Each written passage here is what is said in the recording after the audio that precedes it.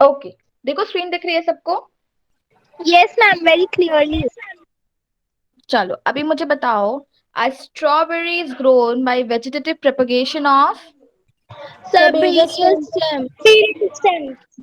सब aerial stem. उस दिन हमने ये डिस्कस किया था ना, Yes, जब ma'am. And sir I also guess tell. Janvi, हाँ Yes, जानवी ने ma'am. ये I डाउट remember. पूछा था सब एरियल स्टेम वाला। सो आई वाज थिंकिंग कि चलो ये क्वेश्चन तो सारे बच्चे सही करने वाले हैं आज। A branch underground stem that swells up due to storage of Rhizomes. food. Very good. Rhizomes. That is Ma'am, right. you have also tell this also. हाँ ये भी हमने डिस्कस किया था, और मैंने Ma'am, you बहुत have tell pressure, branch to branch the branch. हाँ मैंने 3 बार इसको प्रेशर दे के भी बोला था, सी देखो ब्रांच्ड है, ब्रांच्ड है, ताकि ये क्वेश्चन किसी का गलत ना हो। अब देखो तीसरा question, which of the following is not a property of vegetative propagation? Sexual reproduction. Sexual Sexual reproduction. reproduction. Sexual reproduction। Okay ध्यान देना इस क्वेश्चन को, ये मैंने 3 बार उस दिन भी रिपीट किया था। वेजिटेटिव प्रोपगेशन के 3 फीचर्स होते हैं, क्या क्या होता है बताओ? Yes. Ma'am, growth, asexual Ma'am, growth, reproduction, and asexual reproduction, nutrition. and nutrition. Very good, growth, asexual reproduction and nutrition. तो ये एकदम दिमाग में बैठा लो अच्छे से, ये भूलना नहीं है। In which of the following method a young branch is bent to touch the ground and is covered with moist soil? Layering. Layering. ठीक है, इसका Clearing. आंसर है लेयरिंग। लेयरिंग। ग्राफ्टिंग में हम 2 पार्ट पढ़ते हैं, सीजन और एक और क्या पढ़ते हैं बताओ? ग्राफ्टिंग में 2 चीज पढ़ते हैं ना, सीजन एंड स्टॉक, है ना? ऊपर नीचे Yes, वाला Yes, ma'am. ma'am. पार्ट जिसको हम काटते अलग अलग करते हैं। माइक्रो प्रोपगेशन को टिश्यू कल्चर कहते हैं, जिसको हमने स्टेप बाय स्टेप पढ़ा था, जिसमें एक्सप्लांट, कैलिस और प्लांटलेट्स पढ़ते हैं। ये 3 नए टर्म्स पढ़े थे हमने। एंड स्टम कटिंग क्या होता है? हम स्टेम को काट करके ग्राउंड में लगा देते हैं और उससे नया प्लांट आ Yes, ma'am. जाता है। तो ये सारे क्या है? आर्टिफिशियल वेजिटेटिव प्रोपगेशन है। Yes, ma'am. अब फिफ्थ बताओ, dioecious plants are those. Ma'am, bearing male flower on one plant and female plant on another plant. Very good. तो मैंने स्टूडेंट्स ये वाला क्वेश्चन गलत किया है, सो मोनोशेस और डायोशेस में आप लोग बिल्कुल क्लियर हो जाओ कि गड़बड़ की क्या डिफरेंस है। ठीक है, read that definition once again. Which of the following is not an example of wind pollinated flowers? Sweet pea. Sweet Sweet pea। pea. Very good. Which of the following is incorrect in regard to transpiration? Wind speed. Wind speed decreases the rate of transpiration. तो correct statement क्या होगा? What will be the Ma'am, correct wind statement? speed decreases the rate of transpiration. हाँ, wind speed increases the rate of transpiration। Eighth बताओ, the Root upward pressure. movement of what? Very good, that is the root Heat pressure। pressure. Which of the following are the living cells? Parenchyma. Xylem, Xylem chyma. parenchyma. Xylem parenchyma. क्योंकि xylem की सारी sales कैसी होती हैं? Non living होती हैं accept दी parenchyma sales. Yes, ma'am. और 10th वाला क्वेश्चन भी गलत हुआ है। Ma'am, osmosis. Yes, potato. Ma'am, I was to This, stoke on that day. ma'am, हाँ, osmosis. श्लोक, श्लोक ने एक्सप्लेन किया था पूरा Yes, पोटैटो ma'am. ऑस्मोस को। And ask you have also asked that this question. सी कितने सारे क्वेश्चंस आ गए टेस्ट में। Yes, ma'am. और तुम लोग ने नोटिस किया, ये आप लोग का 6th टेस्ट था। मतलब it has been 3 months now with learning curve. Yes, ma'am. Isn't it amazing, है ना? 3 months इन अ रो, कितना टाइम हो गया। सी, Yes, when I was ma'am. making this question paper I realized, see this is the Yes. 6th test you all are going to give। चलो अब हम endocrine gland पढ़ते हैं। स्कूल में शुरू हो गया एंडोक्राइन सिस्टम? No, ma'am. नहीं Not स्टार्ट No, हुआ? yet. ma'am. No problem. चलो देखो, इंडोक्राइन सिस्टम जो चैप्टर है आपका, it is related to human anatomy. Human physiology में ये पार्ट आता है जहाँ कोऑर्डिनेशन होता है, जो आप इमोशंस फील करते हो अपने अंदर। इमोशन समझते हो? इमोशंस कैसे कैसे होते हैं पहले बताओ, कैसे इमोशंस हम I'm फील करते हैं? happy, sad, हम्म, sad. हैप्पी, सैड और Ma'am, angry. Angry. Very good. Ma'am, sometimes I'm boring. I'm boring. Yes, I'm होती है। boring. है ना, बोरिंग वाला इमोशन भी आता है, कभी कभी हम सिंपैथी फील करते हैं किसी को लेकर के, राइट। तो ये सारे Yes, form of ma'am. Emotions है जो Kind हम फील emotions. करते हैं। काइंडनेस हम फील करते हैं। तो ये सारे जो इमोशंस हम अपनी बॉडी Ma'am, में फील, irritation. Ma'am, हाँ, health. Irritation, very good. Frustration हम फील करते हैं। तो ये सारे इमोशंस जो हम Stress. फील करते हैं, स्ट्रेस, वेरी गुड, स्ट्रेस हम फील करते हैं। तो all these emotion that we feel, ये सब किससे रिलेटेड है? हार्मोन से रिलेटेड है, ठीक है।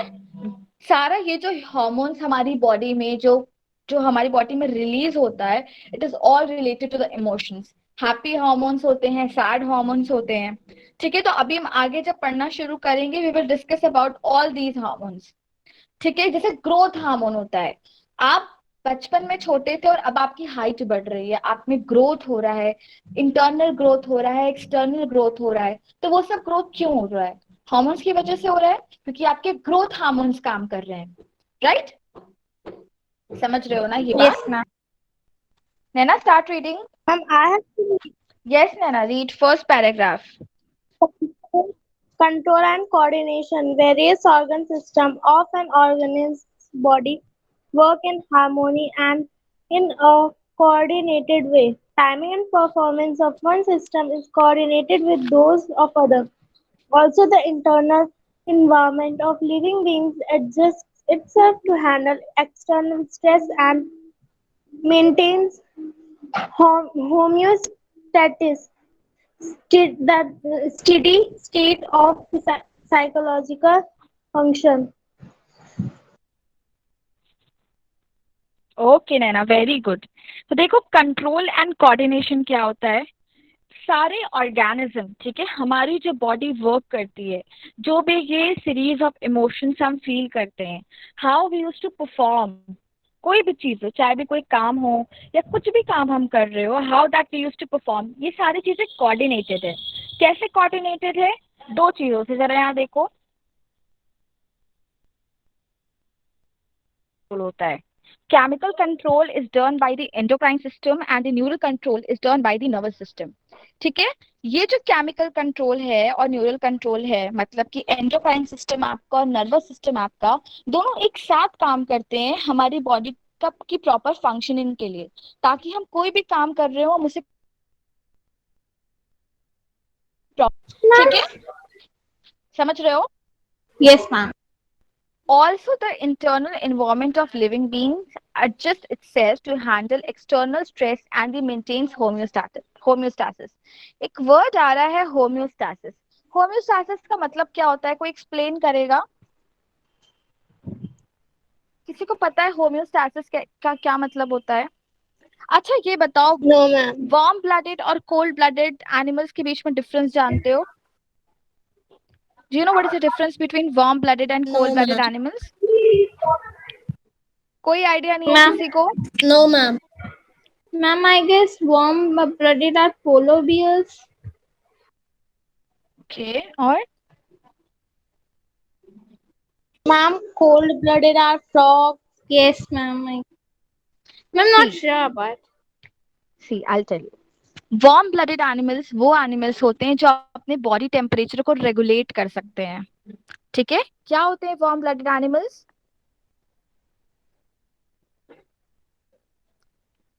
दोज हु कैन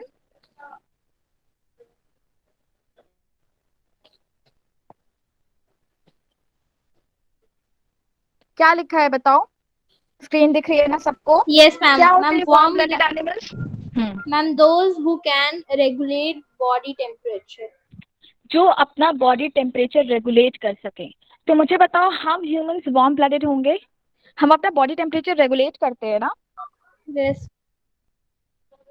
हम अपना बॉडी टेम्परेचर रेगुलेट करते हैं ना। जैसे देखो, गर्मी आती है, हम अपना बॉडी टेम्परेचर रेगुलेट करते हैं कैसे? टेम्परेचर उस टाइम 40 डिग्री तक जाता है, 45 डिग्री तक जाता है। हीट समर्स 45 डिग्री तक जाता है, कहीं कहीं पे 50 डिग्री तक जाता है टेम्परेचर समर्स के टाइम में, है ना। तो हम उस हिसाब से अपना बॉडी टेम्परेचर रेगुलेट करते हैं। बताओ, we use to Yes, regulate the ma'am. Body to the Yes, temperature ma'am. ना। और सेम विथ विंटर्स, 0 डिग्री तक टेम्परेचर जाता है, है ना. We have even lived in 2 degree centigrade temperature, 1 degree centigrade temperature. Most people देखो दिल्ली वगैरह में कभी कभी टेम्परेचर 0 डिग्री, -1 तक जाता है. तो हम अपने आप को अकॉर्डिंगली हम अपनी बॉडी का टेम्परेचर रेगुलेट करते हैं. तो हम ह्यूमंस कैसे हो गए बताओ, हम ह्यूमंस कैसे हो गए? वी आर वार्म ब्लडेड ना, warm blooded. Warm we are blooded. Warm blooded. जितने भी मैमल्स होते हैं, है ना, जितने भी मैमल्स होते हैं, जैसे देखो काउ, गोट, और बताओ मैमल्स कौन कौन से होंगे? काउ, गोट, डॉग, कैट, जो जो Lion. जिन, हाँ लायंस. Sheep. तो ये सारे एनिमल्स क्या है? They all are mammals. ये अपने बॉडी टेम्परेचर को रेगुलेट कर सकते हैं. ठीक है. और कुछ एनिमल्स ऐसे हैं जो एक स्पेसिफिक जगह पे मिलते हैं. जैसे देखो दीज कंगारू, ऑस्ट्रेलिया में है खाली. Yes, ma'am. Kangaroos, they are in Australia. Polar bears, they are in Antarctica, right? कुछ स्पेसिफिक एनिमल्स, कुछ animals they are found at very specific places. क्यों? क्योंकि वो अपना बॉडी टेम्परेचर रेगुलेट नहीं कर सकते. अगर पोलर बेयर को जौनपुर में ले आओ, क्या वो सर्वाइव कर सकता है पोलर बेयर No, ma'am. यहाँ He पर? can die. नहीं, No, ma'am. Can't.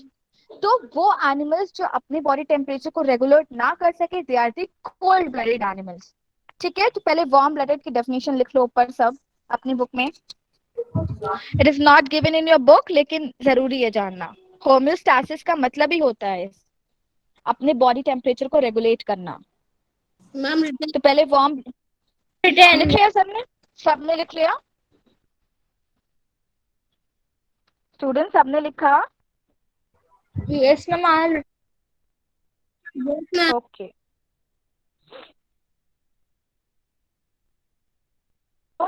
cold blooded animals, those which cannot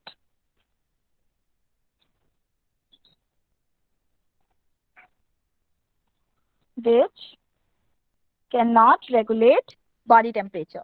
जो अपना बॉडी टेम्परेचर रेगुलेट ना कर सके, they will be the cold blooded animals. ठीक है.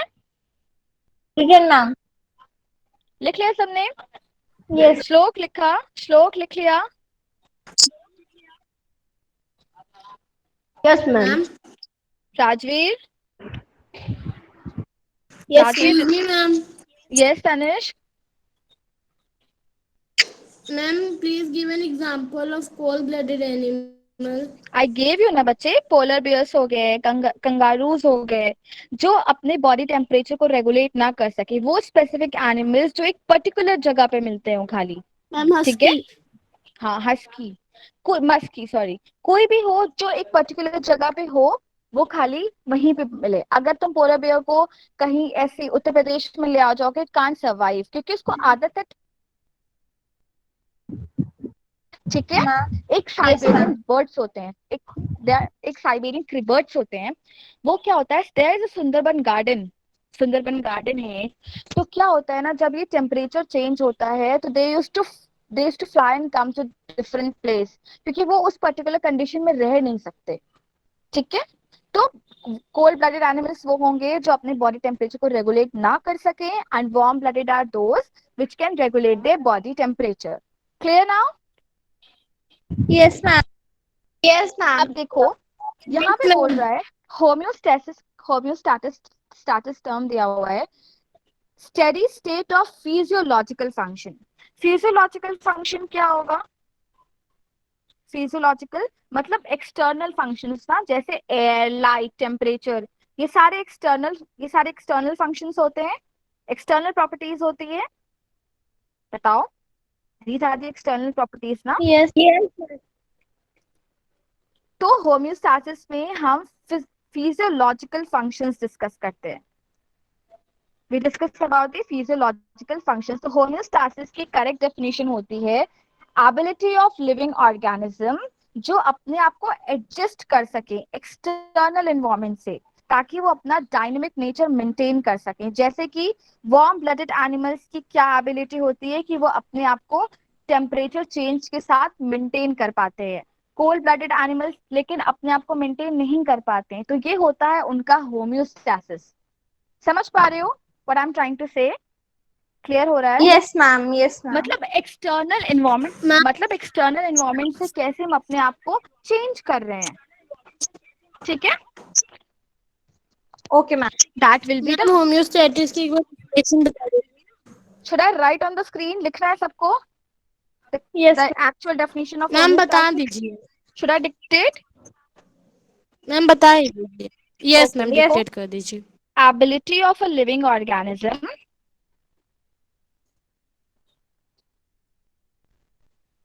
ability of a okay living ma'am. organism to adjust, okay ma'am. to adjust according to the environment,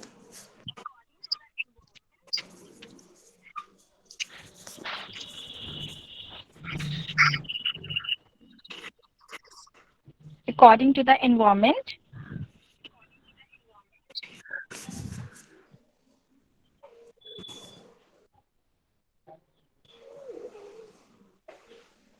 written, yes ma'am written. to maintain its state. देखो, to written. maintain its state. लिख लिया सबने? ma'am. Ma'am Repeat. Repeat once again. Ma'am written. Okay. Ability of living organism to adjust according to the environment. लिखो, ability of living organism to adjust according to the environment,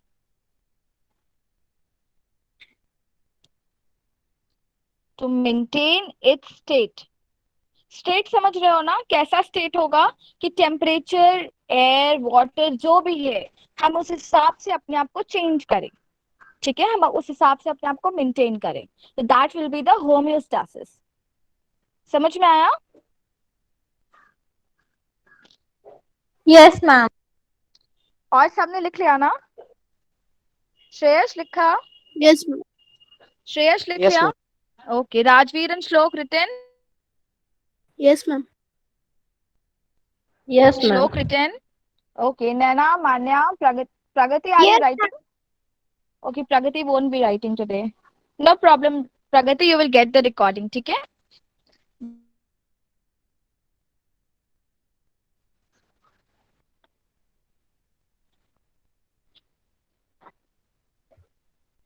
चलो अभी हम आगे देखते हैं। The true controlling mechanism in the body. Rajveer read करो यहाँ से, the true controlling mechanism in the body. There are two controlling mechanisms in the body. These are chemical control brought about by hormones secreted by a system of endocrine gland, also called ductless gland. Neural control brought about by nerve impulses in multicellular animals. Both chemical and neural coordination are found, but in plant only chemical coordination takes place, thereby plant do not have nervous system. Okay Rajveer, very good. अब देखो, हमने आपको बताया था true controlling mechanism ना, chemical control होता है और न्यूरल कंट्रोल होता है। Chemical control is governed by the endocrine system and the neural control is governed by the nervous system. तो न्यूरल से नर्वस समझ में आ रहा है ना? देखो, न्यूरल टर्म से नर्वस सिस्टम समझ में आ रहा होगा, है ना? लिंक्ड है एक दूसरे से, न्यूरल एंड द नर्वस, ये दोनों एक दूसरे से लिंक्ड है। अब डिफरेंस क्या है केमिकल और एंडोक्राइन सिस्टम में? तो यहाँ पे देखो क्या बोल रहा है, दो कंट्रोलिंग मैकेनिज्म हमारी बॉडी में है, the one is chemical control and other one is the neural control. Chemical control is brought by the hormones. क्या एक्ट करते हैं केमिकल कंट्रोल में? बताओ, केमिकल कंट्रोल में क्या एक्ट करता है? hormones. Hormones secreted by the system of endocrine glands, and they are called as ductless gland. देखो एक नया टर्म आ रहा है, that is the ductless gland. अब थोड़ा सा गैस करके बताओ डक्टलेस ग्लैंड का मतलब क्या होगा?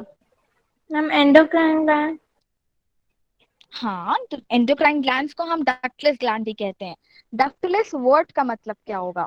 मैम, कुछ भी जिसमें डक्ट ना हो तो जिसमें duct. एग्जैक्टली, हाँ, जिसमें डक्ट नहीं है। जैसे देखो, जब हम सर्कुलेटरी सिस्टम पढ़ते हैं, है ना, when we read about circulatory system, क्या पढ़ते हैं सर्कुलेटरी सिस्टम में? सर्कुलेटरी सिस्टम में क्या पढ़ते हो? अच्छा ये बताओ, डाइजेस्टिव सिस्टम में क्या पढ़ते हो? Ma'am digestion. डाइजेशन ना, स्टमक में, स्टमक ऑर्गन पढ़ते हो, उसमें इंटेस्टाइन के बारे में पढ़ते हो, तो वो डाइजेशन में आता है। ठीक है, अब बताओ रेस्पिरेटरी सिस्टम में कौन से ऑर्गन के बारे में पढ़ते हो? Ma'am lungs. लंग्स। लंग्स। तो lungs, circulatory system, circulatory system क्या होगा फिर? and hearts. Ma'am heart. Yes, heart. Heart आप सर्कुलेटरी सिस्टम में पढ़ोगे, आपके कंटेंट में है ना, देखो हार्ट सर्कुलेटरी सिस्टम इसी के बाद वाला चैप्टर है शायद, यस मैम। है ना। Heart the circulatory system, it's very very interesting. ये वाला जो चैप्टर है ना आपको, I'll show many figures to you that how heart used to pump the blood. I have many videos related to that, and I'll show you those videos that how heart used to pump the blood. I'll I'll even teach you many tricks कि आप कैसे याद करोगे कि heart में ये जो blood का सर्कुलेशन होता है, ये जो पंपिंग होती है ब्लड की, कैसे होती है। तो there are many tricks to learn that. ठीक है, तो that chapter is going to be very interesting. In fact, in all the human physiology, the circulatory system is my favorite topic. So I'll find it very interesting to teach. Heart में arteries, veins और capillaries के बारे में पढ़ा है, yes ma'am. Yes ma'am. जानते हो ना। जैसे देखो, जब आप इंजेक्शन लगाने, जब इंजेक्शन वगैरह लगवाते हो, लगवाया होगा सबने कभी ना कभी इंजेक्शन, यस। इंजेक्शन लगवाया है ना सबने। Yes ma'am. Yes ma'am. तो इंजेक्शन आपके वेन्स में भी लगता है, डायरेक्टली मसल्स में लगता है और एक इंजेक्शन वेन्स में लगता है। देखो जो ब्लू कलर की नसें देख करके, है ना, ब्लू कलर की नसें देख करके इंजेक्शन लगाते हैं, वो वेन्स में लगते हैं ना इंजेक्शन। यस।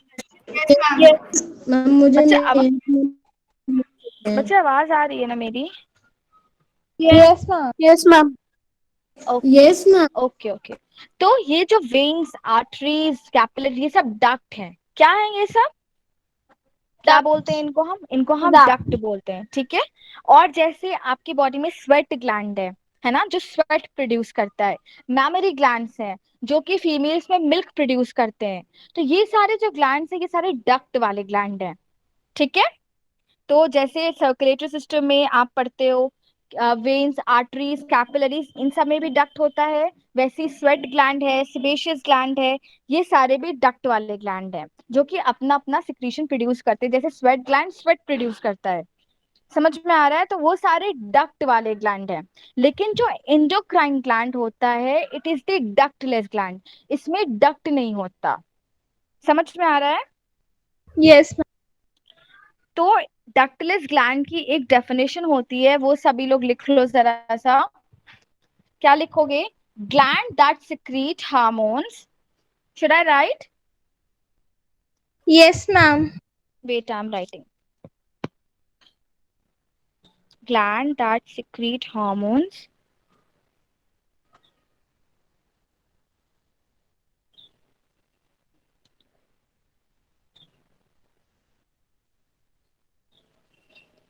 क्या लिखा है स्क्रीन पर, बताओ। Gland that moves directly. Gland that वो ग्लैंड्स जो हार्मोन्स को वो किसी डक्ट की जरूरत नहीं कि वो यहाँ से दूसरी जगह पहले ट्रैवल करेंगे,